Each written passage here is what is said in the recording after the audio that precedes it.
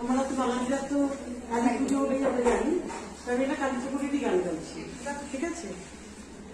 আমার কারো